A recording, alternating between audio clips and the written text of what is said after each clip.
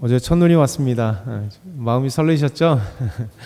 마음이 설레는 동시에 갑자기 길을 어떻게 가야지? 막 이렇게 운전을 해야 되니까 또 걱정이 앞서는 참 신기하죠. 설렘과 이 걱정이 항상 우리들 앞에 항상 놓여 있는 게 인생이란 또 그런 것 같아요. 그렇죠?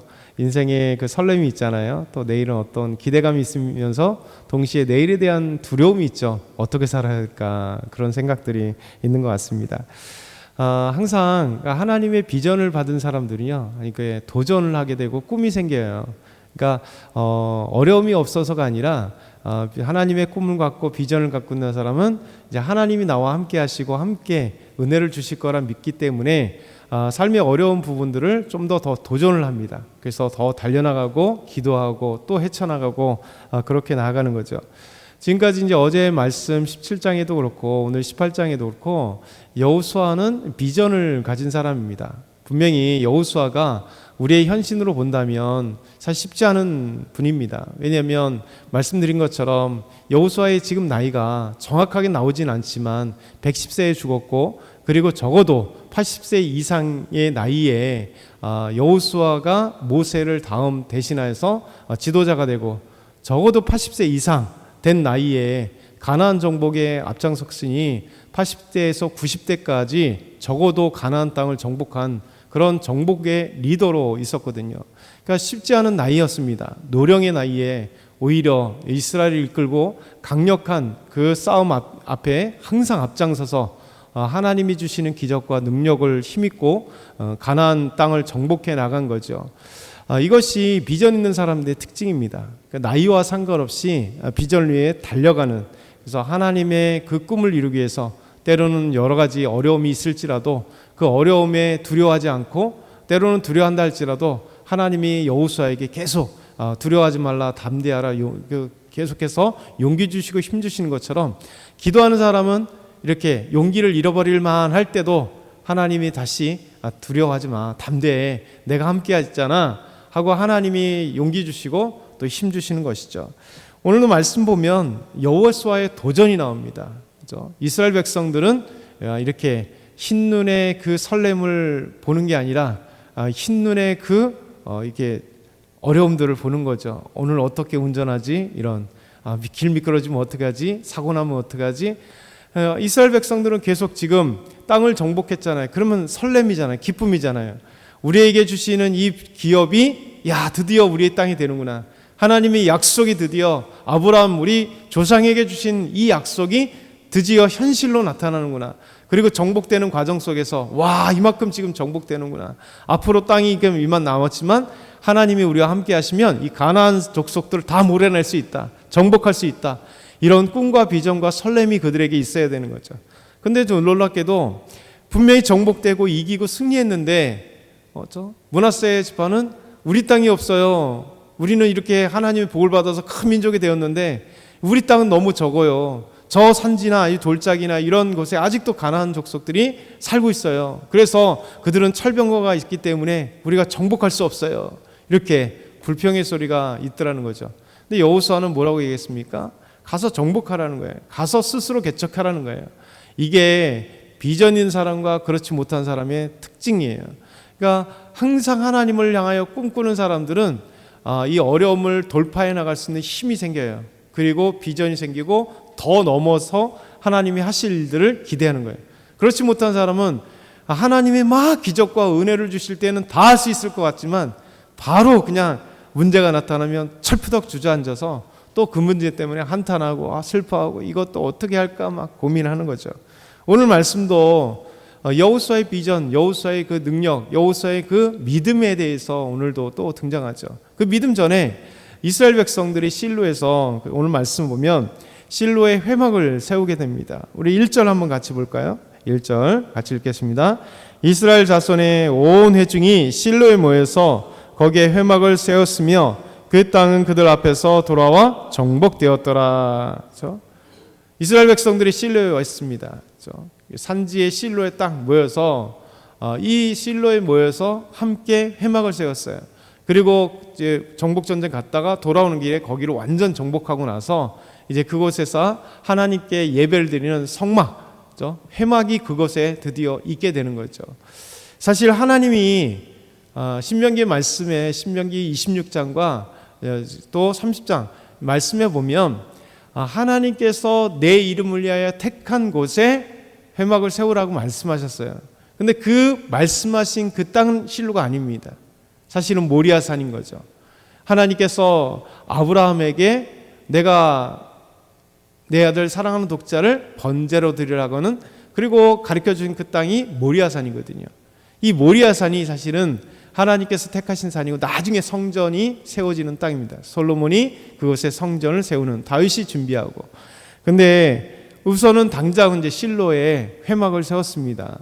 근데 이때는 좋았죠. 왜냐하면 그들이 정복하는 과정에 제일 중요한 하나님의 회막, 제사를 드리고 하나님께 영광 돌리고 예배를 드려야 될 이 성막이 이제 여기에 딱 세워진 것, 하나님께 영광입니다. 이제 문제는 그 다음이죠. 역사를 보게 되면 회막에, 이 실로의 회막이 세워지고 나서 여기서 움직이지 못했던 거죠.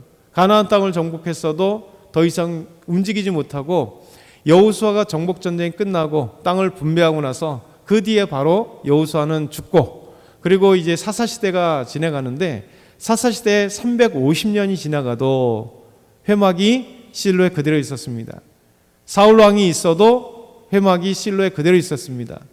다윗 왕이 있어도 다윗 왕은 성전을 예루살렘에 지으고 싶었으나 지을 수 없는 그런 터는 닦아준, 그래서 결국 터는 성막이 세워질, 이제 성전이 세워질 그 터는 아리우나 타작마당을 하나님의 다윗이 사고 준비하고, 드디어 출애굽한 480년 후에 다윗이 준비한 그 아름다운 모든 성전의 기구와 땅과 준비된 대로 솔로몬이 성전을 지은 게 출애굽한 지 480년 만에 지어졌다는 거예요. 그래서 적어도 400년 정도가 넘는 기간 동안에 이 회막이 실로에 그대로 있었습니다. 실로에 그대로 있었어요. 그러니까 이게 참 역사의 아이러니기도 하고 이스라엘 백성들의 힘없는 거죠. 관심 없는 거죠. 다윗 오기까지 그 이스라엘 백성들은 그냥 실로에 있던 여호와의 성막이 거기 있던 말던 그냥 항상 있는 그대로 습관대로 옮길 생각도 안 하고 지을 생각도 안 하고 천막으로 있는 그대로의 것이 연약한 하나님의 집이, 제사 드리는 곳이 그냥 천막으로 아직까지 그렇게 있게 되는 역사를 그들은 갖게 되는 겁니다. 오늘 말씀 두 번째 중요한 하나님의 약속을 이루기 위해서 땅을 정복하라고 비전의 이 여호수아는 선포합니다. 우리 2절부터 6절 다시 한번 읽어볼게요. 2절부터 6절 마지막으로 시작. 그러나 이스라엘 자손 중에 그 기업의 분배를 받지 못한 자가 아직도 7지파라. 여호수아가 이스라엘 자손에게 이르되 너희가 너희 조상의 하나님 여호와께서 너희에게 주신 땅을 점령하러 가기를 어느 때까지 지체하겠느냐. 너희는 각 지파에 3사람씩 선정하라. 내가 그들을 보내리니 그들은 일어나서 그 땅에 두루다니며 그들의 기업에 따라 그 땅을 그려 가지고 내게로 돌아올 것이라. 그들이 그 땅을 7부분으로 나누되 유다는 남쪽 자기 지역에 있고 요셉의 족속은 북쪽에 있는 그들의 지역에 있으니 그 땅을 7부분으로 그려서 이곳에 내게로 가져오라. 그러면 내가 여기서 너희를 위하여 우리의 하나님 여호와 앞에서 제비를 뽑으리라. 아멘. 이스라엘 백성들이 지금 땅을 분배하고 있는데 아직 땅을 분배받지 못한 지파가 7지파라고 말씀하세요. 7지파인데 이 사람들이 여호수아와 함께 가서 정복할 때는 다 같이 갔는데 이제 나눠주는 이 분배할 때가 됐는데 이 지파들이 움직일 생각을 안 하는 거예요. 그렇죠? 이게 문제입니다. 분명히 비전을 보여줬고 하나님 약속의 땅을 지금까지 정복 전쟁을 통해서 중요한 부분 막 다 정복한 게 아니라 여기 중요한 지역들을 막 정복하고 나머지 산발적으로 남아있는 땅이 사실 더 많았거든요. 가나안 족속들이 아직도 눈을 시퍼렇게 쳐다보고 있고 긴장하고 있고 언제 저들과 싸울 건가 이렇게 전쟁 준비에 아주 중요한 시간에 있습니다. 그러면 그들은 하나님이 약속하신 땅 그리고 분배받은 땅을 향하여 더 힘을 내어서 가서 나머지 잔당들을 정복해야 돼요. 근데 문제는 7지파가 지금 땅을 분배받지 못했다고 그들은 주저앉아 있는 거예요. 그냥 어미새가 먹이를 갖다 주기 기다리는 것처럼 그냥 가만히 있다가 여호수아가 여기 있다 주면 짹짹짹짹 하면서 받아 먹으려고 하는 거예요. 여호수아가 얘기하는 거죠. 너희가 너희 조상 여호와 하나님께서 너희에게 주신 땅을 왜 차지하지도 않고 그냥 지체하고 있느냐, 이렇게 지체하고 있느냐, 안 움직인다는 거죠. 이게 문제입니다. 여호수아는 가서 므낫세 지파에게서 스스로 개척하라, 정복하라, 거기 철병거가 있을지라도 가서 정복하라 이렇게 얘기했잖아요. 근데 나머지 지파도 또 그냥 그대로 앉아 있는 거예요. 여호수아는 비전의 사람입니다. 하나님과 함께하는 사람입니다. 그래서 뭐라고 얘기냐면 가서 정복해. 왜 너희가 받을 땅을 눈에 보이면서도 그냥 자리에 앉아 있느냐, 가서 정복하라는 거예요. 이게 하나님의 비전이에요. 그리고 정복하는 사람은요, 그것을 그냥 무작정 하는 게 아니에요. 여호수아는 가장 기초적이고 중요한 건 뭐냐면 너희들이 일어서 그리고 3명씩 정해, 그리고 믿음을 가지고 가나안 땅을 너희가 받을 기업의 지파에 그 땅을 그려와라. 이러면 그려와라. 이게 너무나 중요한 것 같아요. 그 기업을 따라 두루 다니면서 그 땅을 그려가지고 내게로 돌아와라. 그러면 어떻게 됩니까? 여호수아가 하나님 앞에 나가서 제비를 뽑아서 7지파 너희들에게 나눠주겠다 이렇게 얘기합니다. 참 이게 비전의 사람입니다. 비전을 갖고 있는 사람들은요, 그냥 가만히 앉아있지 않습니다. 그냥 기도만 하면서 하나님 응답해 주세요 하고 그러지 않습니다. 당연히 하나님 앞에 기도하면서 하나님께 달려나가며, 그러면 동시에 그림을 그리는 거예요. 두루 다녀야 되는 거예요. 내 비전을 위하기 위해서 공부를 하고 어떤 정보를 쌓고, 그 다음에 무엇인가 체력이 필요하면 체력을 키우는 사람이 되어야 되고, 사람을 만나서 어떤 것을 움직여야 될 사람들은 기도하면서 사람을 만나서 인맥을 쌓기도 하고, 또 기도하면서 어떤 정보를 쌓고, 또 기도하면서 어떤 준비들을 해가고, 기도하면서 또 공부하면서 그거 정보들을 더욱더 알아가면서 그 다음에 한번 실천해 보는 거예요. 그렇죠? 도전해 보는 거예요. 망하던 안 하던 비전의 사람은 어떤 도전을 하는 거죠. 그러니까 여호수아는 이제 이 7지파들에게 왜 가만히 있느냐, 가라. 그리고 가서 3사람씩 그려보라는 거예요. 그 땅을 그려오라는 거예요. 여러분, 그러면 어떻게 됩니까? 믿음이 크면 하나님이 우리 지파에게 요만큼 주시기로 두루 다니면서 눈을 보면서 그리는 거죠. 믿음이 큰 만큼 자기 땅이 커지는 거예요. 그려오라고 하니 여기를 우리 지파가 이거 믿음으로 가보니까 거기 아직 철병거들이 있고 아직 가나안 땅의 족속들이 시퍼렇게 살아있을지라도 거기 아직 정복하지 못한 우리가 정보를 얻기에 강한 성읍이라도 우리가 가서 정복하겠습니다, 이거잖아요. 그려오라는 거는. 그럼 만약에 믿음을 가진 지파는 어떻게 합니까? 거기가 강력하더라도 크게 그릴 거잖아요. 믿음이 없는 사람들은 어떻게 돼요? 피해가지고 이만큼 그려오겠죠. 그래서 여호수아는 정말 믿음의 사람이고 비전의 사람이에요. 가서 그려오라는 거예요. 이게 도전하라는 겁니다. 너희가 정복할 수 있는 마음을 갖고 가라. 그걸 믿음을 갖고 가라. 이렇게 얘기하는 거죠.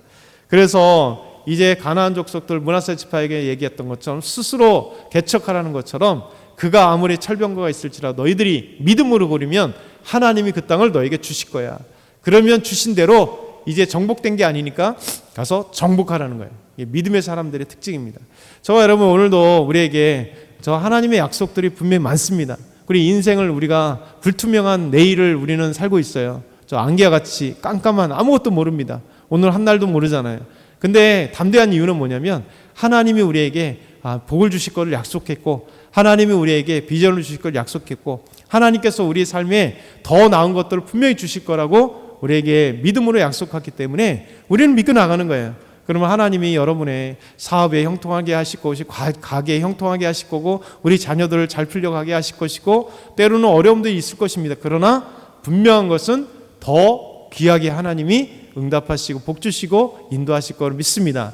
이 말씀을 가지고 오늘도 힘내고 주님 앞에 달려나가길 소망합니다.